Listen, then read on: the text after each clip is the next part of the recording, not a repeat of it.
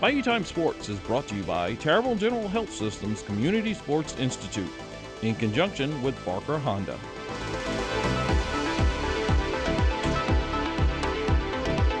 All right, we continue to remember Coach Jack Becker. Some final thoughts, and we'll go to Coach David Neal.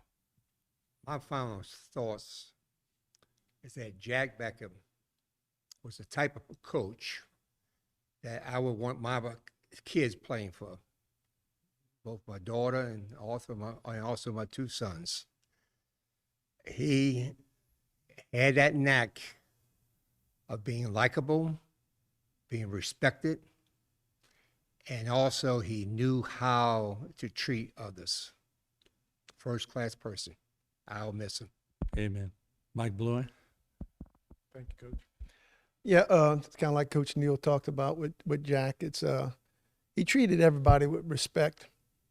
Always, you know, we had so many people supporting our team back then, Martin. If you remember, we had Greg Givens, who was manager and actually managed the team, you know, and statisticians who actually did the work. We actually, and Jack just treated everybody with total respect and had a lot of people supporting us. And I just think he's going to be missed by the Vanderbilt community and, of course, his family, of course. But he's just left such a mark of excellence and humility and character for so many of us. And on behalf of all the players who played for him for Vanderbilt, my condolences to his family and Godspeed, Jack. Miss Coach Kathy Luke. Well, I've learned a lot, and I appreciate you having me here today. I've really enjoyed listening to the players talk about Coach Becker because I've never really saw him coach. When I got to Vanderbilt, his coaching career was over.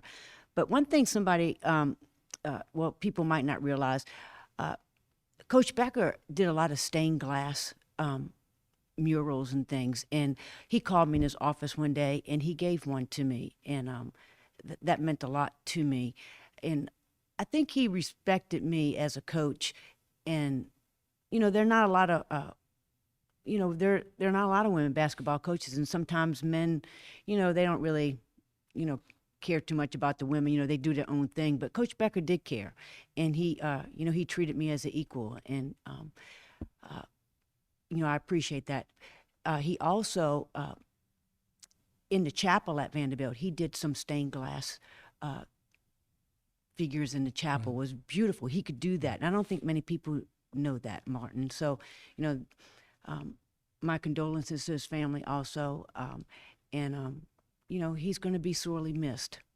So. And I think the stained glass is pretty indicative of how patient the man probably takes a good bit of patience to make stained glass, I would think.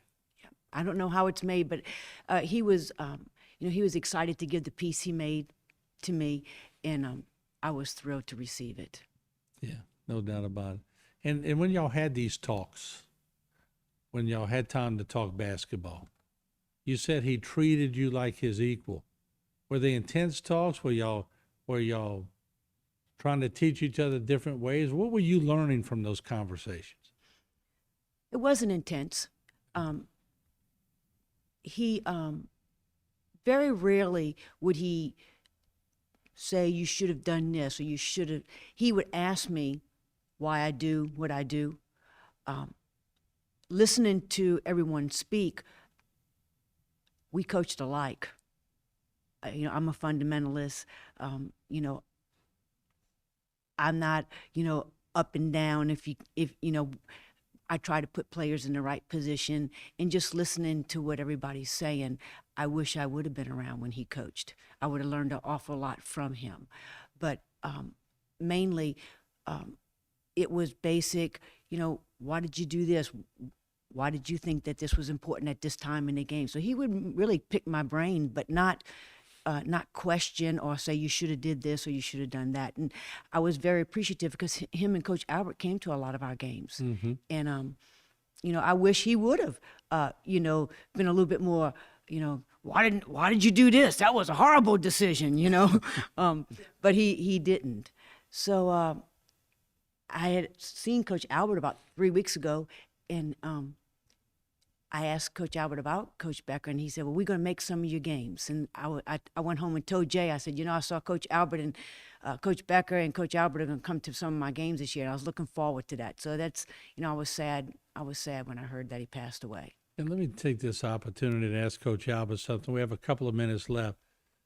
Coach Albert, the fact that all these years I've only been able to get him on camera one time for an interview. Can't tell you how many times I asked him to do one-on-one.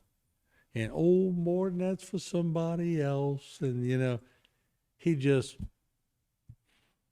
didn't care to be in the limelight, did he? No, he was the type of person. He was a very humble person. And he never, and I know Kathy has named the tournament after him, but I sure would like to see Vanderbilt make some type of move, maybe to name a driveway after him or something of that sort, because he really loved Vanderbilt. I agree, and I think I'm hoping it's in the works. I don't know. I don't have inner knowledge over there, but something. 41 years That's a long at that time. school is a long, long time. So I'd like to thank the panel for joining me today to remember Coach Jack Becker. What an incredible coach, what an incredible friend, an incredible mentor, someone who really cared about the student athlete, someone who showed you different approaches on how to get to different places in your life, someone who showed you what real was all about, and how to take care of your parents and how to take care of others along the way.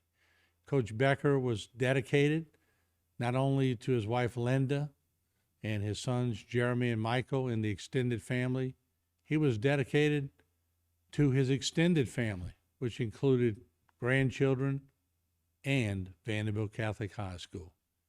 He never forgot the 41 years that he spent there. And in many, many ways, we need to all get together as alumnus and as a school to determine what we're going to do in the name of Coach Jack Becker. May Coach Becker rest in peace, a very dear friend to many in this area.